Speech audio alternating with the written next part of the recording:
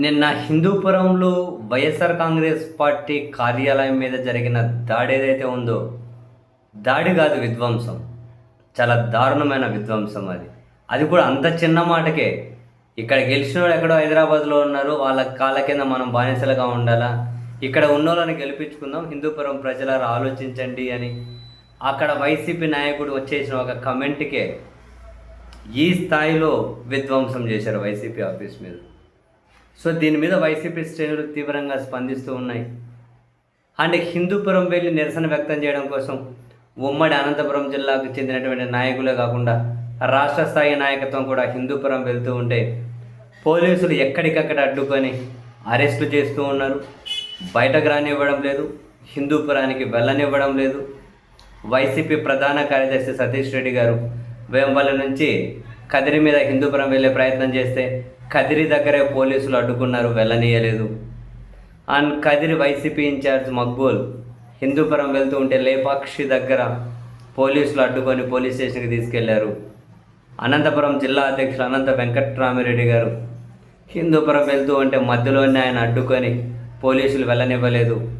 Hindupuram YCP incharge దీపికకు నోటీసులు ఇచ్చారు, బయటకు రాకూడదు అని. సో ఎక్కడికక్కడ వైసీపీ నాయకులను అయితే అడ్డుకుంటూ ఉన్నారు. బట్ ఈ పోలీసులు తప్పించుకొని కొందరు హిందూపురానికి వెళ్ళి నిరసన వ్యక్తం చేసే ప్రయత్నం చేస్తూ ఉన్నారు. ప్రజాస్వామ్యంలో ఇదేంటి? ఒక పార్టీ ఆఫీస్ మీద ఇంత విచ్చలవిడి దాడి, విధ్వంసం ఏంటి? ఒక రాజకీయ పార్టీ అన్న తర్వాత ప్రజలకు రకరకాల రిక్వెస్ట్లు చేస్తూ ఉంటారు, ప్రజలను రకరకాలుగా కన్వే చేస్తూ ఉంటారు. నిజమే, ఇప్పుడు అక్కడ ఉన్నటువంటి వైసీపీ నాయకుడు ఏంటి, ఇక్కడ ఉన్న వాళ్ళని గెలిపించుకుందాం, ఈ ఎమ్మెల్యే ఏమో గెలుస్తాడు, ఎక్కడో ఉంటాడు, ఇక్కడికి వచ్చి వీళ్ళేమో ఎవరో చలామణి అవుతూ ఉంటారు, వాళ్ళ కాళ్ళ కింద మనం ఎందుకు ఉండాలి అన్నది ప్రధానంగా ఈయన పాయింట్. సో దానికి అంతగానం విధ్వంసం చేసేంతవరకు వెళ్తే ఎలా పరిస్థితి? విధ్వంసం చేసే వరకు వెళ్తే దానికి ఎలా కుదురుతుంది అని సతీష్ రెడ్డి మాట్లాడుతూ, అసలు ఇదేంటిది? మా పార్టీ కార్యాలయం మీద దాడి జరిగి విధ్వంసం చేస్తే మేము అక్కడికి వెళ్ళి కనీసం పరిశీలించుకోనికుండా పోలీసులు అడ్డుకోవడం ఏంటి?